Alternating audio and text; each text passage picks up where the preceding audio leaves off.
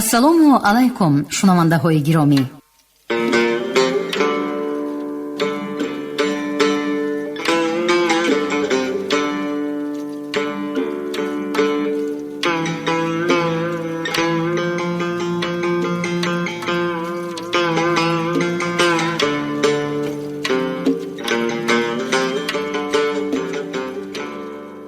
ба таваҷҷӯҳи шумо идомаи силсила гуфтори хонишҳои бадеӣ аз рӯи рамани сегонаи нависандаи халқии Тоҷикистон Ҷалол Икромӣ, духтари Оташ, 12 дарвозаи Бухоро ва тахти вожгон. шунавандагони арҷманд, акнун ба қироати қисми дуюми рамани сегонаи Ҷалол Икромӣ 12 дарвозаи Бухоро оғоз менамоем. ҳоло гуфтори 27-умро аз рӯи ин раман бишнавед. ровӣ Ализода Абдурашид Хоҷамқул. қисми 8.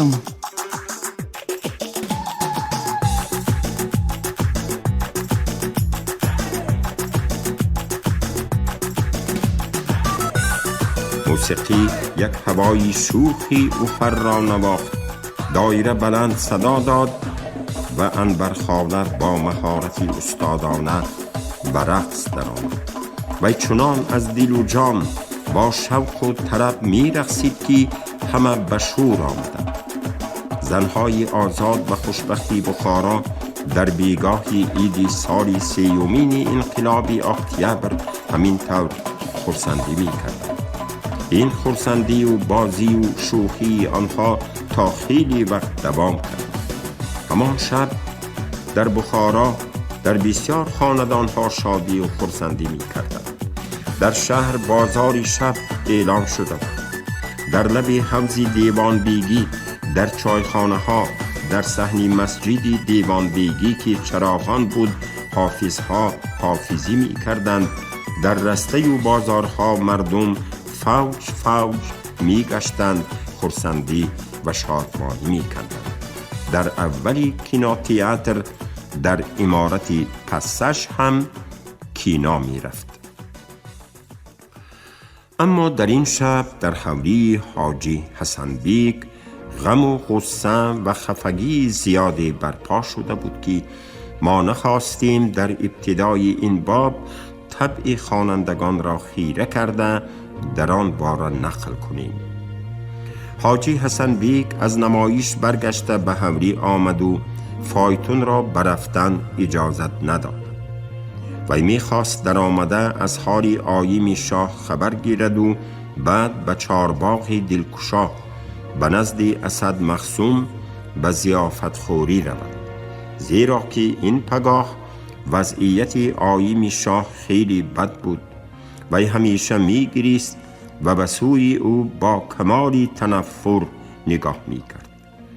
حاجی حسن بیگ این چنین می‌خواست به آییم شاه یک انگشترینی بریلیان که از کجایی به وی اولجه افتاده بود داده، شاید به زر مهر و التفات او را خریده گیرد.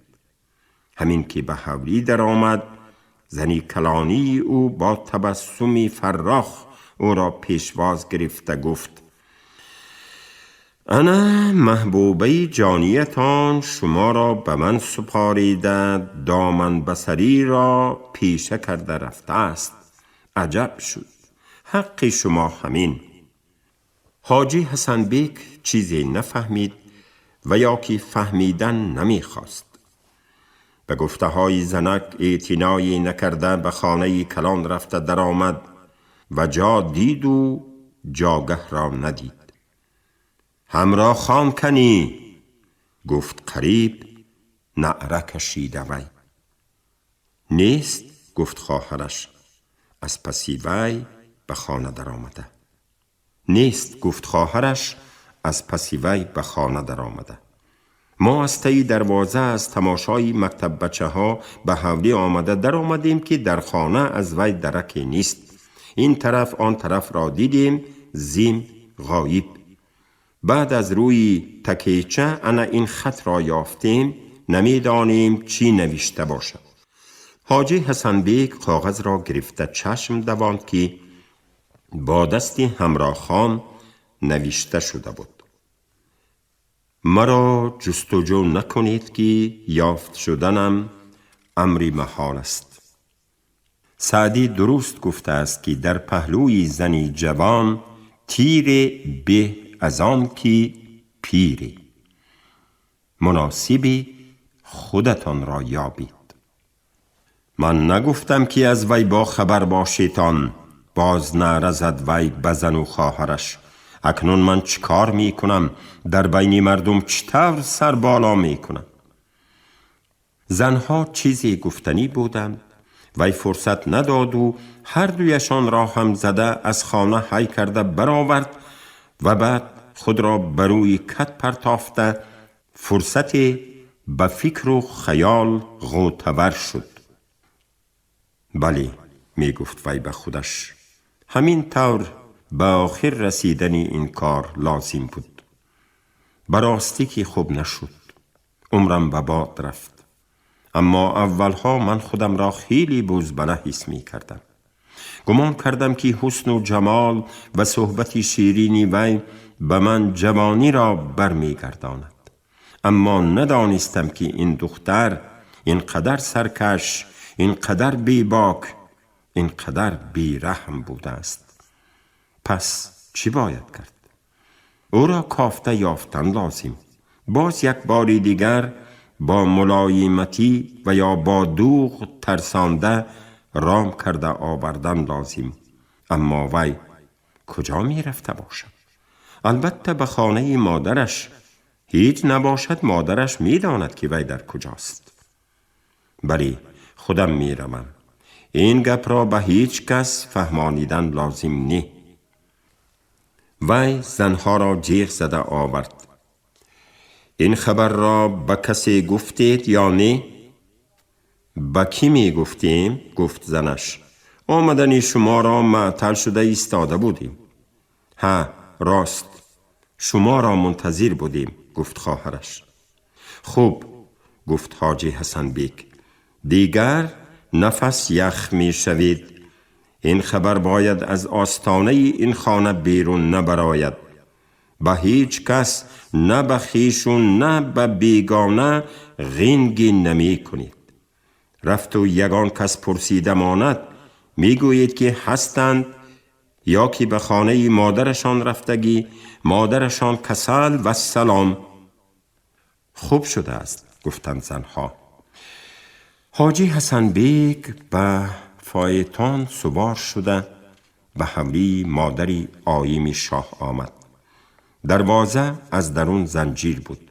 خیلی تق تق زدن، بعد انبری اشک برآمده دروازه را گشاد، سلام و علیک گفته با پیشانه گشاد و گویا خرسندانه داماد خواجه گویان او را به درون تکلیف کرد. حاجی حسن بیک به حولی درون در آمده به مادر عروسش که به استقبال او بروی حولی برآمده بود سلام داد و گفت همراه خان کنی. همراه خان؟ شما می دانید در حولی شما بود کو؟ گفت کمپیر. حاجی حسن بیک از این خیل گفتار و طرز جواب در حال دانست که کمپیر از واقعه خبر دارد و خیلی تجنگ است. وی بی رخصتی من گریخته به اینجا آمده است، گفت قواقش را گیرانده مردک. از کجا هم باشد او را به من حاضر یافته می دهید. گریخته است؟ آوازش را بلند کرد کمپیر. دختری من می گریختگی نبود، خودت به او یگان کاری کردگیستی. اکنون ترسیده به سری ما آمده ای که این میمون بازی ها تا مانده است، گفت دوغ زده رئیسی چکه. همراه به اینجا گریخته آمده است. دیدگی ها گفتند حاضر جیغ زده برار. من همراه را ندیدیم. به حق حرمتی خدا، گفت کمپیر که ترس کمی غلبه کرده بود. اگر گریخته باشد هم از دستی تو گریختگی. تو باید جوابگر شوی، تو باید او را یافته دهی. من خانه را زیر و زبر می کنانم، خودت را به حبسی ابدی می فرستانم. من عنبر خاله که تا این دم خاموش گوش کرده می ایستاد، طاقت کردن نتوانست و سخنی او را از میان برید. چی؟ چی ها میگویی تو پیر سگی بی ایمان؟ گفت یک باره فریاد کرده. با کی دوغ و جذبه می کنی؟ با یک کمپیری ناتوانی آجیزه؟ با یک مشتی پر؟ اگر دوغ زده می توانسته باشی رفته به شریک های خودت به هم کاسه های دوغ زن که آنها می بردارند. تو خودت کی؟ گفته حاجی حسن بیک می خواست با دوغ و جذبه او را ترساند، لیکن عنبر خاله از وی بلندتر آمد. تو خودت کی می شوی؟ امیر عالم خان هم باشید دیدیم. حالا آن دور و زمانهای دوغ و جذبه کردنی شما گذشته رفت جناب. من خودی حاضر رفته به میرزا محی الدین، به خودی فیض الله خواجه و به عبدالقادرت نگویم به همان کلانهای جدیدها گفته رسوا نکنم عنبری اشک نباشم. تو حالا با صابونی من جامشویی نکرده ای، همین موی لبچه هایت را یک تا کنده به دستت می سپارم. ها؟ تو چی گمان کردی؟ حاجی حسن بیک گویا از بالای منار به پایان افتاد. یک باره به هوش آمد و گفت بس بسیار داد و فریاد نکن بی آبروی. مانم که بسری مشتی پرها دوغ و جذبه کنی، مانم که دختری مردم را برده نیست کنی و باز آمده دعوا کنی. اگر از عهده زنداری برآمده نتوانی زن گرفته چی کار می کردی؟ این کاری تو نه، کاری من نه. من حاضر به ملیس خانه رفته همیشه یک تا می گویم. فرنجی من کنی؟ عنبر خاله برفتن شتاب کرد. استاده است نادان، گفت خیلی ملایم شده رئیسی چکه. براستی اگر همراه در اینجا نباشد پس او را یافتن لازم. یافتن لازم؟ گفت با تمسخر عنبر خاله. از اول گم کردن لازم نبود. دختری بیچاره تا به همان درجه از زندگی بیزار شده است که سرگریزی را به خود عیب دیده است. بهتر که نفس یخ شده زود از اینجا برآمده رو. دیگر یاد این خاندان را نکن که رسوا می شوی. حاجی حسن بیک کمتر فکر کرده ایستاد و دست افشانده برآمده رفت و دیگر سخنی نگفت. پس از رفتنی وی عنبر خاله از قفایش باز یک حقارتی 4 کس می شنیدگی داد و به کمپیر مراجعت نمود. انا حق این خیل مردها همین، گفت. چیکی پیکی کردن نشینید. رفت و آدم فرستاده حبس کنه؟ گفت کمپیر که از ترس و وهم می لرزید. هیچ کار کرده نمی تواند، گفت خود باورانه عنبر خاله. وی هم از سری خودش، از آبرویش، از منصبش می ترسد. اگر رفته به این و آن عرض کنم رسواش می کشد. خدا الهی به شما عمری دراز دهد، به مرادتان رسید خواهش. لیکن به هر حال من شما را در این حوری تنها نمی مانم. تا پسنده شدنی این جنجال شما با دخترم همراه خان در کلوب می شوید. حولی چی می شود؟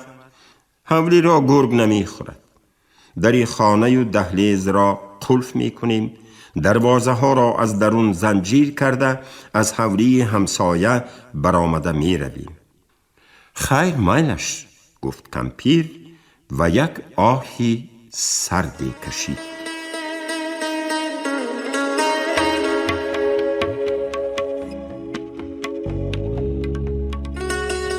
قسم 9. فیروزه با کارهای کلوب زنان بند شده مانده بی وقت به خانه برگشت.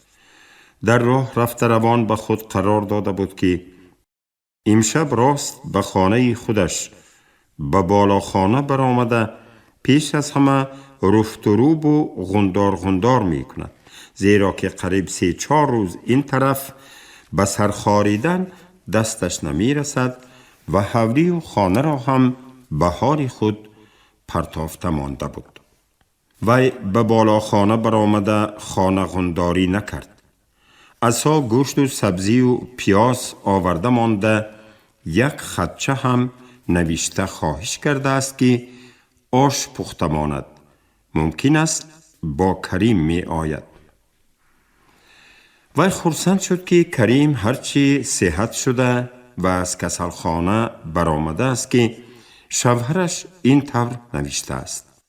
بنابراین زود دست و آستین برزده به مانده شوی اهمیت نداده به تیاری آش سر کرد. هوا زود تاریک و خیلی سلخین شده بود که فیروزه مجبور شده لمپه را گیراند و دری بالاخانه را پوشانده سبزی و پیاز پاره کرد و یک نون آش را زیربک کرده بود که از بیرون عصا تنها در آمد. ها، گفت به جای سلام فیروزه، کریم کنی؟ امروز جواب ندادند، گفت عصا. من حاضر از دخترخانه آمده ایستادم. زخمی سری بازویش نقص شده رفتگی باشد هم شوشش علتناک شده مانده است. دکترها گفتند که باز 1 هفته 10 روزی دیگر استاده طبابت کند. من همه کارها را مانده آش پختم. گمان داشتم که با کریم می بید. خیر، برای خودمان هم آش پلو بد نه. در این روزهای قحطی و قیمتی، گفت و فیروزه بروی حولی به سری آتشدان رفت که برنج را شسته به دیگ اندازد. عصا موزه‌اش را کشیده دست رویش را شست و با سرگی پاک کرده ایستاده به خیال فرو رفت. زنش راست می گفت. در حقیقت هم قحطی هم قیمتی شده است. در بازارها گوشت و برنج و حتی نان کمچین شده است. در سری هر دکانی قصابی آچرید. توبه، پیشتر مردمی بخارا آچرید گفتنی چیز را نمی دانستند. اکنون مجبوراً یاد گرفته ایستادند. پول کاغذی حکومت بخارا هیچ قرب ندارد. 1 قطی گوگرد 50 سوم، 1 تنان 500 سوم. سوداگرها به این پول چیز دادن نمی خواهند. پولی کرینسکی را نقص‌تر قبول می کنند. هر کسی که طلای و تنگه دارد به هر حال آسوده تر زندگی دارد. آنها که به غیر از ماهانه و پول حکومت بخارا چیزی دیگری ندارند در عذابند. خیریت که در چیکه هر زمان گوشت، روغن، قند داده می ایستند و آنها با همان یک نوع زندگی به سر می برند. عصا سرگی را به میخ آویخت و بیرون برآمده به نزد فیروزه رفت. من آلومان می شوم، گفت وی. مانده شده آمدید، رفته راحت کنید، گفت زنش. در پیش شما ایستادن به من راحت، گفت عصا. از آن عشق و محبتی که من به شما دارم می فهمم که بیچاره کریم در چه حال است. به گمانم اسد به تن وی 100 تیر می زد، اینقدر علم نمی کرد از آن که محبوبه او را برده است. زورن به خودش زن کرده گرفته است. اکنون کریم چی کار می کند؟ حیدرقل عمق چی می گویند؟ حالا نمی دانم. حیدرقل عمق مسئله اسکرگیری را برداشت. به گمان کمونیست ها را هم سفربر می کنند. به مقابل اسد یک قوه زوری مسلح تیار کرده بعد با وی درستتر گپ زدن می خواهند. بیچاره کریم، گفتمان فیروزه، از حرمی آتشی آتشدان هر دو رخساره وی گلگون گشته، به حسنی بر کمالی وی حسن افزوده بود. عصا به زنش نگاه کرده ایستاده فرح می گرفت و عاشقتر می شد. فیروزه، گفت وی شوقش را به دلش نغنجانده ایستاده، فیروزه جانی من، در دنیا از من خوشبختتر، خوشتاری تر کس نبودگیست. چشم نکنید، گفت فیروزه به جای سؤالی چرا. چشم کنم هم نکنم هم من بر این خوشبخت نیست. زیباترین، با عقلترین، پیش قدم و فعالترین دختری بخارا در دست من باشد و من خوشبخت نشوم؟ شما اله خوشبخت باشید و لیکن زنتان مدیری کلوبی زنها شده در عذاب روز می گذراند. برای چی؟ چی شده است؟ کار بسیار، تجربه ندارم، یاری دهنده درست ندارم، به بالاکاری چی؟ به بالاکاری چی؟ بی‌طاقتانه پرسید عصا. فیروزه تبسم کرد و خجالت کشیدگی بر این دقیقه خاموش ماند و بعد پس از مجبور کردن شوهرش گفت: به بالاکاری من 3 ماه شد که دو جان. نخواد. یک بار خرسند شد عصا. براستی؟ راست نخواد که نفهمیدید. نه من چی؟ معقول نیمی. فیروزه جانی من، گفت عصا زنش را آغوش کرده. شما چی ها می گویید؟ من روی فرزند را می دیدیم و معقول نمی شده است. من گدا، من در بدر می شوم، من فدا می شوم. آنی که روی فرزند را بینم، از چچه های خردکش گرفته بوسم، با آغوشم چسبانم. انا همین طور. های من از سخت غجم نکنید که پسرچهتان عذاب می کشد. وی 3-4 ماه شدگی. ها راست می گویید، گفت در حال عصا و با احتیاط زنش را بروی دستانش برداشته به خانه در آورد و بروی کورپچه گذاشت. اکنون شما استراحت کنید، این طرفی کار را من می کنم.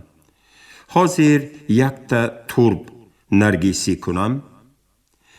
در وقت آشخوری و پس از آن هم ورد زبان عصا همیشه فرزندش بود.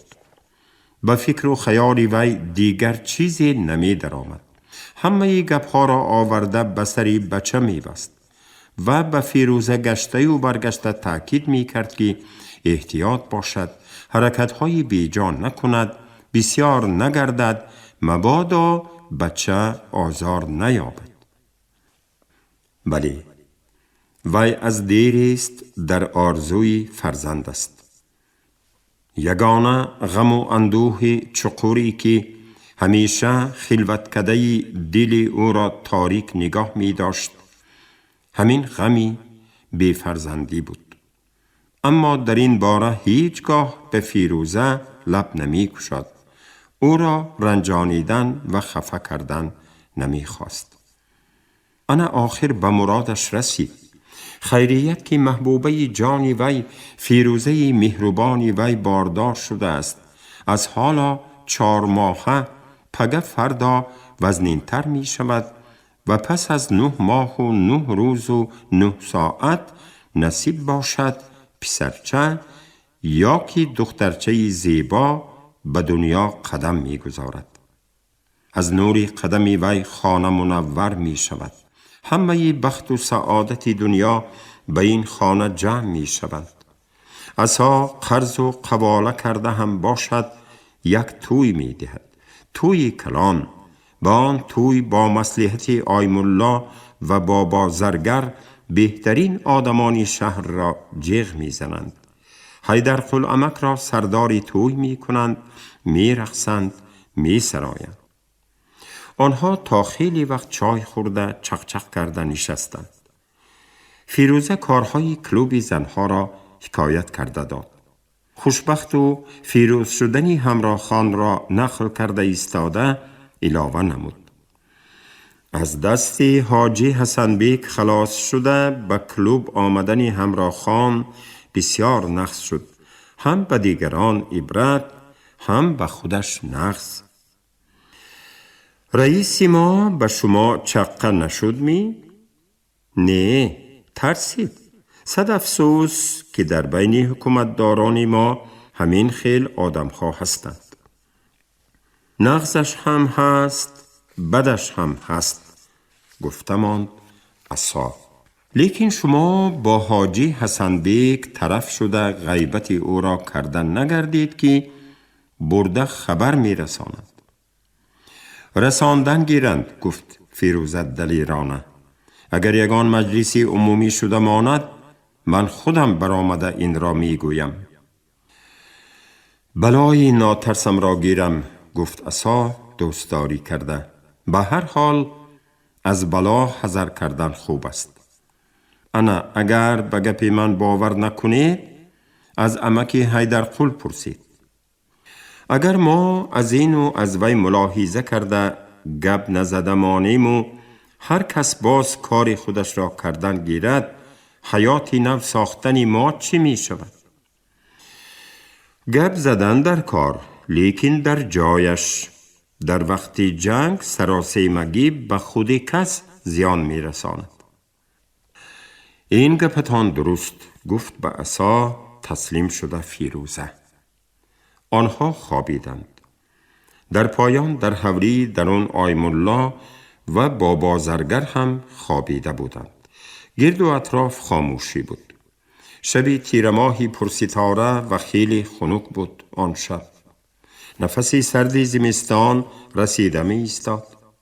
این وقتها اگر سحری بر وقت از خواب بیدار شوید، می بینید که در لبی بام اندک قیرو هم نشسته است.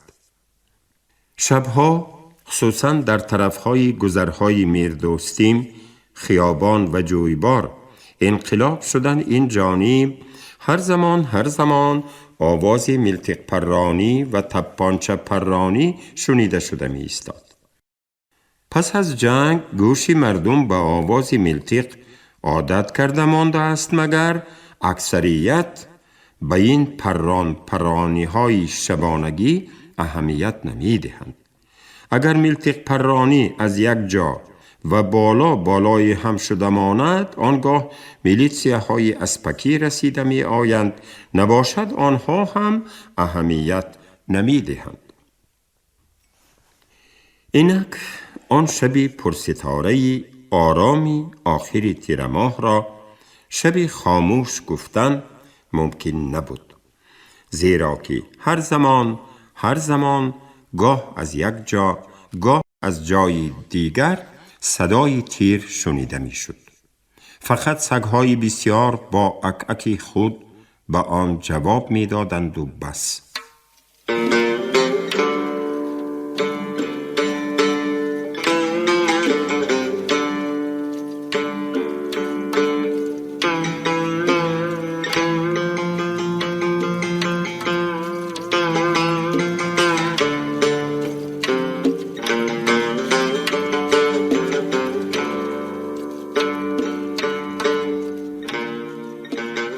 шунавандаҳои азиз, шумо гуфтори 27-ро аз рӯи рамани 12 дарвозаи бухорои нависандаи халқии тоҷикистон ҷалол икромӣ дар қироати ализода абдурашид хоҷамқул шунидед. коргардон шералӣ нағзалӣ, садобардор карим толибов. поёни гуфтор аз силсилаи хониши бадеӣ. шод бошед.